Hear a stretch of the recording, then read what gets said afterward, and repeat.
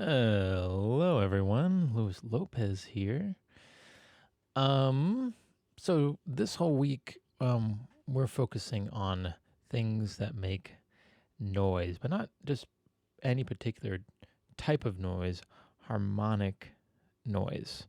And noise is a little misleading because it's one of the greatest things you can add to a track that beefs it up, widens it, broadens it, makes it come alive. But you can also, of course, do it too much. But the first thing we should do is know what it is, what it sounds like, and how different plugins or different processors handle creating more harmonic content. So let's figure this out. So the reason I'm coming up with this video is because I was dissatisfied with how a lot of people on YouTube and people like articles that were written about Distortion, how they first just went to, well, it's all about this gear that was recorded on, and now we just try to emulate that, and here's all the different types, and good luck, and maybe giving an audio example here and there, but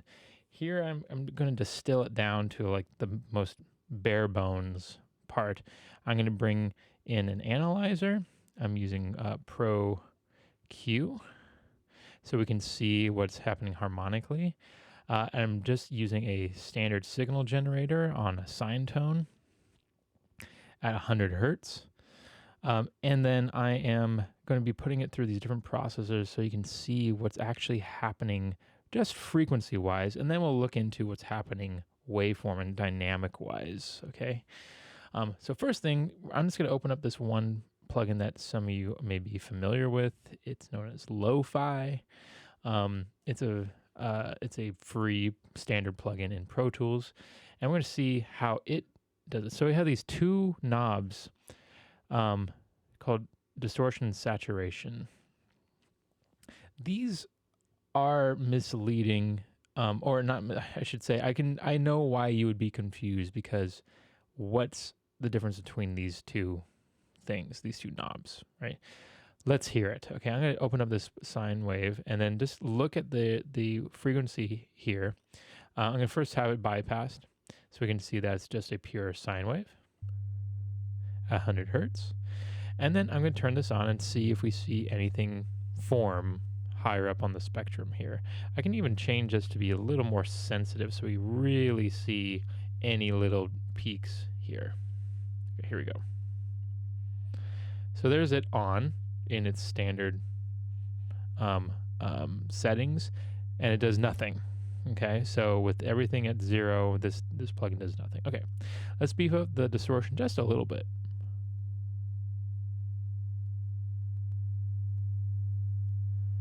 Okay, we're seeing something form down at the bottom of our range there.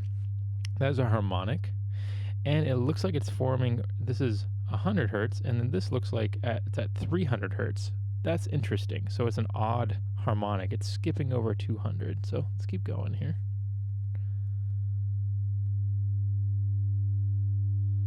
All right, we have another one at 500.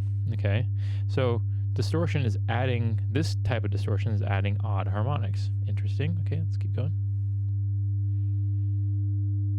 There's another odd one, and these are all odd harmonics, even if we beef up to 11 here. So let's turn that on and off, and let's bypass it. There's the original. There's the distortion. So at least how this plugin is thinking of distortion, it's pure. It's telling us, hey, we're just going to add odd harmonics. Okay. So we're going to know that that's not necessarily what distortion is. Okay, that is one part of distortion, is the frequency range, but also there's other things. So now let's talk about saturation. What is saturate? How is this different? Well, let's first look at the graph here and see if this does anything. Oop. Unmute. Here we go. It's making it louder. Interesting. And even all the way up to 10, we don't see any harmonic character. It's purely just making it louder.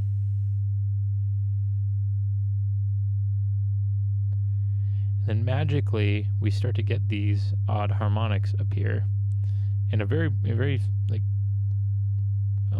almost linear way, but only when we get to the very top.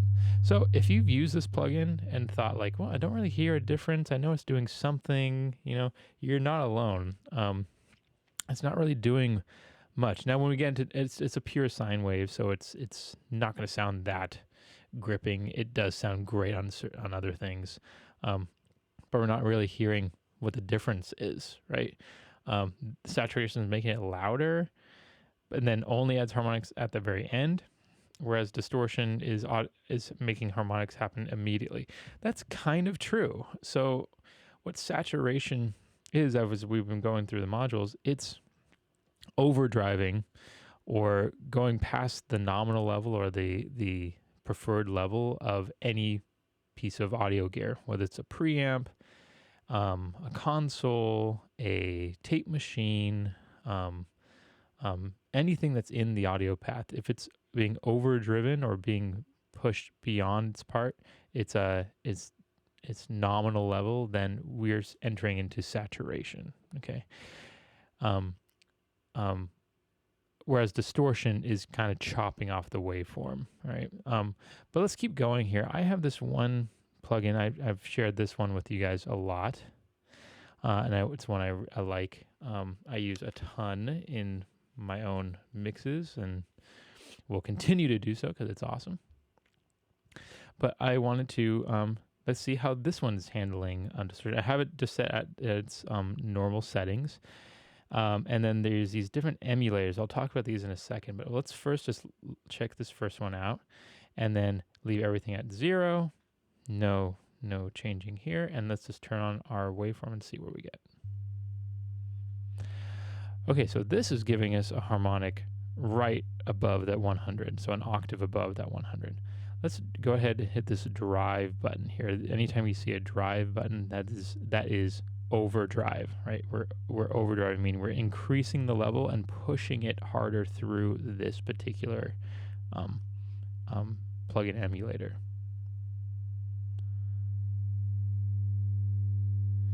Okay, so now we are seeing these weird, these even peaks, but then this one's a little lower. This one's really low, and it gets kind of like, each one has its own amplitude, own character almost. Let's make it go a little hotter. Now check that out. As you hit it certain points, it's louder and softer, and see how it's like changes depending on how hard you drive the unit. And even when you overdrive it fully, the shape of it is a little bit strange, right? A little odd. That's because what this plugin does is emulates different pieces of gear that were used in recording studios or continue to be used in recording studios, right? And that's what these different styles are down at the bottom here. Now, I'm no spokesperson for the Decapitator or for Sound Toys. I just really like this, and it's actually a really, really great example of how saturation and distortion work. So it is emulating gear, emulating different, specifically preamps that have been used in the recording industry. So this first one is known as a, this is the Ampeg preamp, or it might be, Ampex style preamp. This one is emulating an, now I'm blanking. I'm forgetting what they used for. N is for a Neve preamp. We talked about it when we were talking about different types of EQ. They're known for their EQ. T is a type of tube, specifically a triode tube, and P is for pentode, for a pentode style tube, right? Triode meaning there's 3 elements, pentode meaning there's 5 elements in it, but we'll hear the difference here in a second. So I'm going to have this drive 100% here, just so we can see the characteristic of all these different types. And undoubtedly you'll hear a difference between them, and then we'll talk about what they are. there's the Ampex, excuse me. The mystery E one.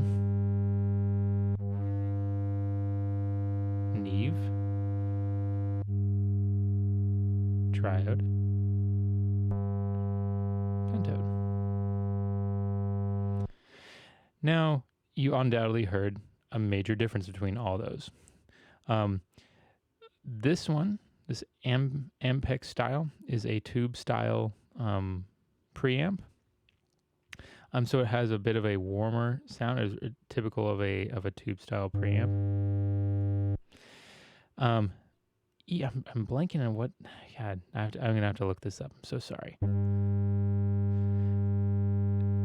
Just from the sound of it, sounds like another tube style. The way I can tell is, I could be totally wrong too, but the way why I come to that conclusion is that the high end is kind of rolled off in the way it's distorting, which is typical. It's kind of a mellower sounding type of saturation.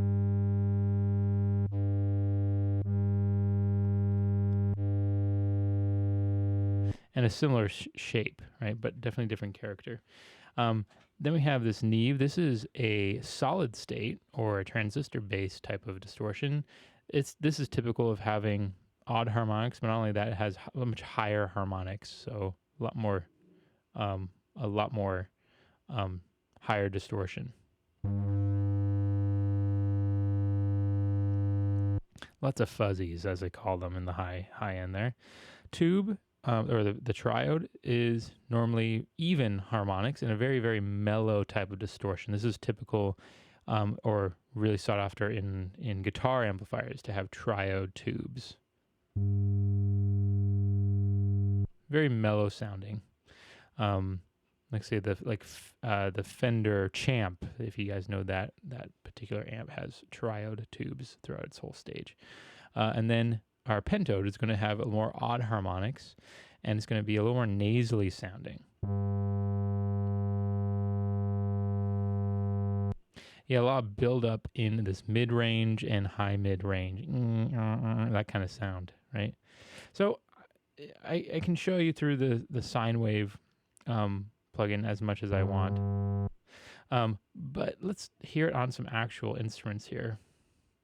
I have this groove made purely from the Workspace browser. Do not judge me on the musical stylings of these tracks. I did not create them, but here we have it on a bass. Let's just go through these different types of tracks, hear them by themselves, and then hear them with distortion on them, and see how much they change the color of it. Now, again, this is like 100% like really hitting this really hard, so we should hear a major difference with all of them.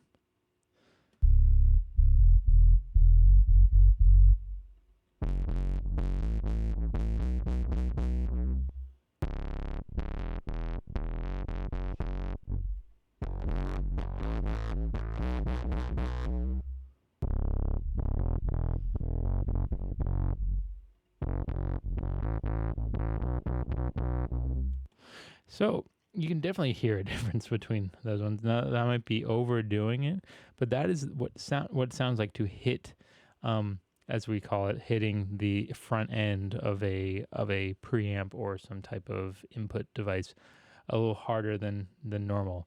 This is much different than going into Pro Tools and clipping.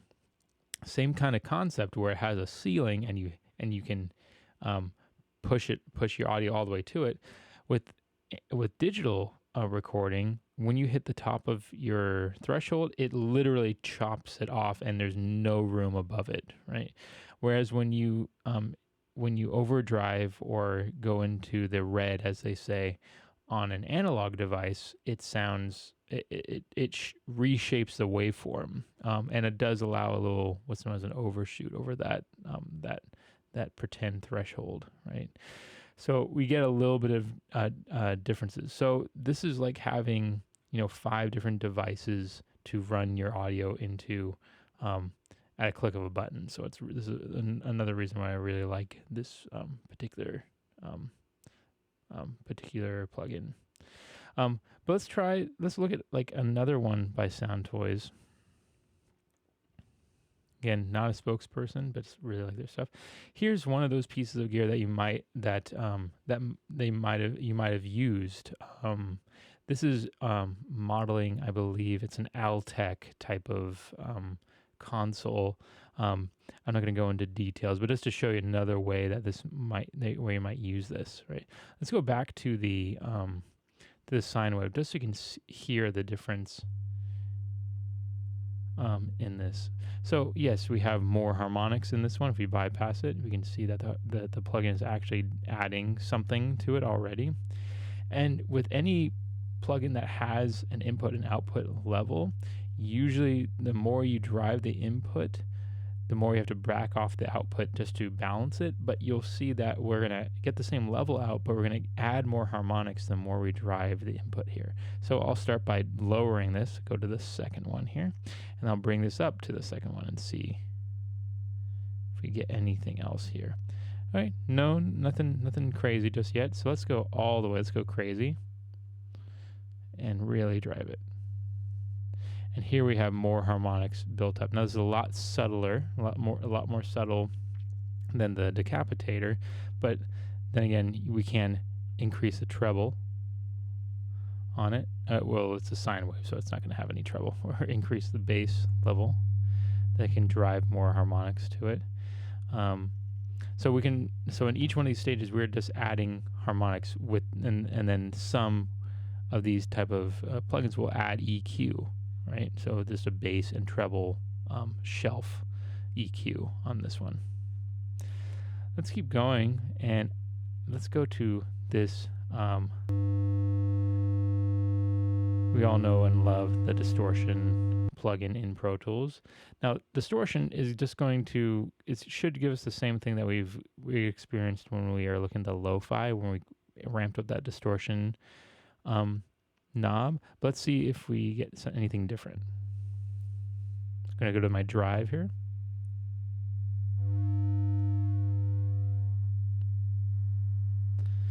So a little bit different, a little bit of a shaping, but see how much more high end there is in this distortion. And as I bring it up, it's all very linear, right? It's all about the same amount of peaks within the track or within the frequency range. That is typical of the typical difference between a saturation and distortion. Saturation, you'll have much more variation in the shape of the harmonics, whereas with distortion, you'll usually have like pretty high frequency distortion and very linear type of harmonic content that's adding to it, right? Let's just hear that on the bass line as well.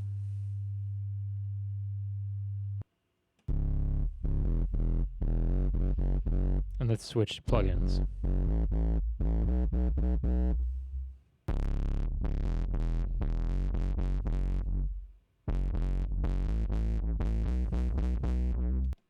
You see how they are just give a different color? Let's switch to the radiator and see if we get a different one now.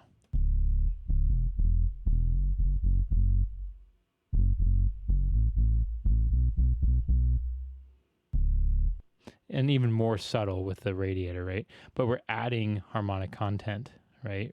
If we're adding harmonic content, it's either going to be saturation or distortion. If it's a more mellow, less high-end type of harmonic content, then we're probably talking about saturation. If the plugin says distortion or has a lot of high frequency content in the way it's distorting or in its processing, that's probably doing distortion. And usually sometimes these terms are interchangeable and are swapped back and forth. That's typically what the difference is. One has high harmonic content and a lot of odd harmonics, which is distortion, and saturation is emulating the input level going into a device. Okay, I'm going to do one last one here.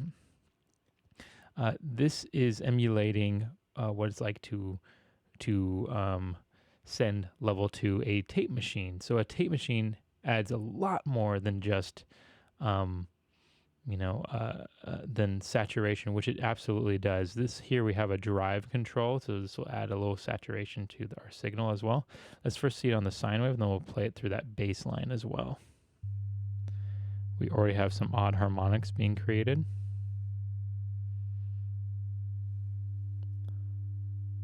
And pretty subtle saturation. Again, see, we don't have a lot of high frequency content happening. We just have some lower order harmonics, as they call them, happening here. Let's change speeds and see if that changes it. No. Speeds would be how fast the reel is spinning. The faster speeds will give you more, for those of you that are into wanting to know a little bit about tape, faster speeds will give you more fidelity, but will take up more tape because it's going faster, and then lower speeds will give you less high frequency fidelity and more distortion actually. But we're not seeing it on here. Maybe they should re-emulate this one. There's a bias control which changes how the machine will react to transients, but we're not dealing with transients right now. And then we have this calibration, but really we're just looking to see how much this changes. So this is very, very subtle type of distortion. I'm going to adjust the output to be the same as the input, so that when I bypass it, so we can put this back to normal actually. Cool. So let's see if you can hear a difference with an on and off.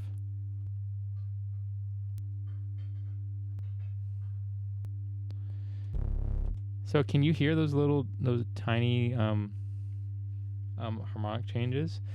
When I play that bass through it, which I accidentally did just a second ago, you definitely can hear it. So let's play that bass through it again.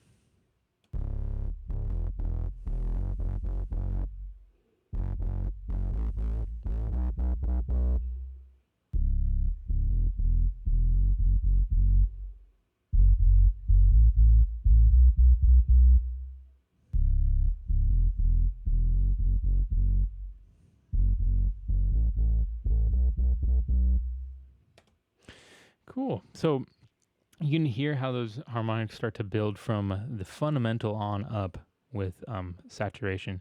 Tape saturation is going to sound a little bit different. This isn't the greatest sounding one, but it came with a bundle, so why not use it? But wanted to hear do the difference between those, and also I wanted to put them in the in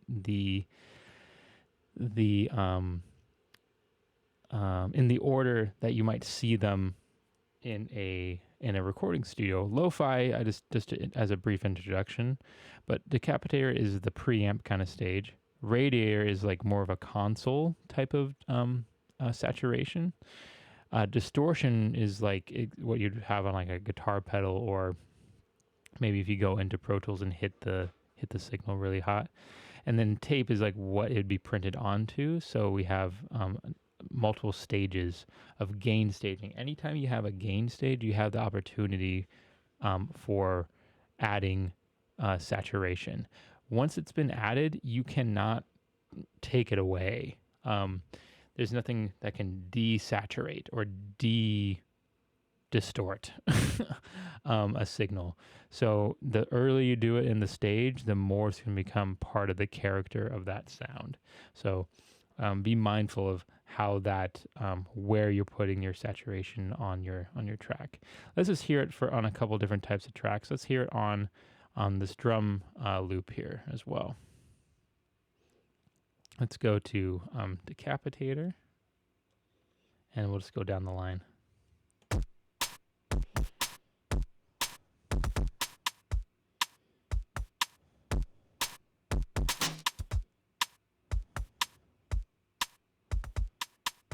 Less noticeable there.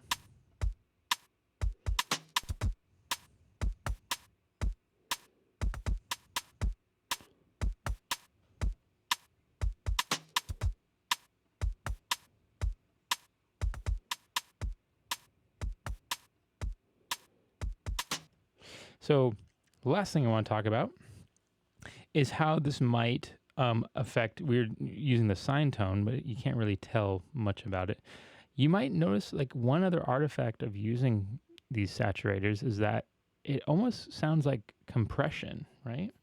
And you're absolutely right. This is saturation does add what's known as a little natural compression or soft knee compression. Because if you think of it, let's say this Pro Q, this is like nothing down here, and this is the ultimate, the highest level you can get to cleanly before entering saturation. Anything below that line is going to sound nice and clean. Anything above that line is going to get limited by the limits of the device, but also it's going to become quieter because the peak of the waveform is not going to go above that line, right? Even if you hit it harder and harder, all it's going to do is start to chop off the waveform, reshape that waveform, and by doing so, it's going to add harmonics. One other way to kind of show you that is the difference in waveform. So think of this sine wave as being just a perfect waveform, of course, right? If I turn off all these plugins, perfect waveform, no harmonics, no nothing. Now think of this square wave as a 100% distorted, chopped off sine wave. Okay, and then you'll kind of get the idea of like what we're talking about here. You can see all those harmonics that were created. I'll show it one more time. Pardon your ears here. You can also see that they're odd harmonics. So square waves add odd harmonics. So the more and more you chop off a sine wave, the more and more you're turning into a square wave, the more odd harmonics you're creating. With saturators or preamps, it's not just a pure cutoff like it is with a square wave or it is with distortion. With saturators and with preamps, we are reshaping the waveform, and it's going to allow more harmonic content to be developed and do it differently for each type of device. Okay. But getting back to the compression talk here, that threshold is limiting the amount of level that can go above it. If it was originally going to go that far, it would go a little bit less, right? With the limits of that particular device. That is compression. We have a threshold. We have a level that would get to, but is limited by the capabilities of the component. So we're adding a low compression and harmonic content when we're adding something that is used to saturate the signal. Okay, that's anything that is emulating an input device or being able to drive an input device. You see it on a lot of different types of components. If you're looking in Pro Tools for plugins that do that, you can go to the harmonics section of your plugin list and search through there. That's where most of them will be. You can see fuzz is a type of distortion. Lo-fi uses types of saturation and distortion. I have a few here. This FabFilter Saturn that I've used on a couple different.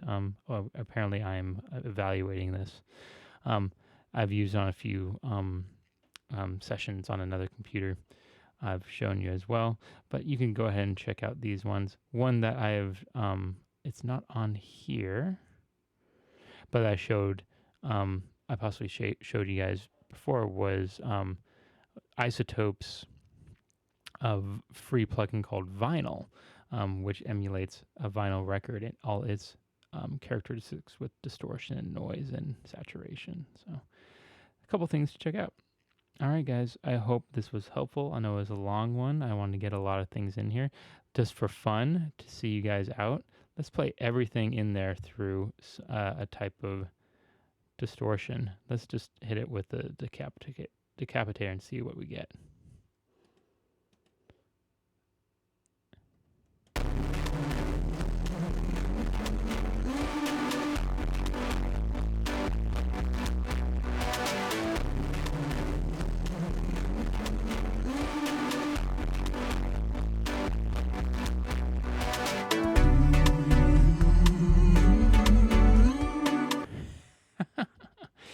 you can really hear the pumping and the compressed sound that the distortion is creating, especially when the vocals cut out here.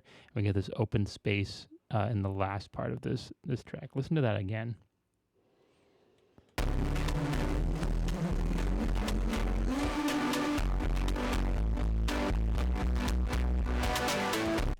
It almost sounds like this this synth part is being ducked by the other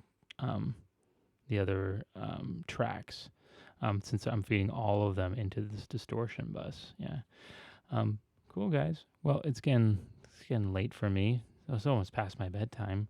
Hope to see you guys soon in the office hours. Come by any time to ask any of your questions.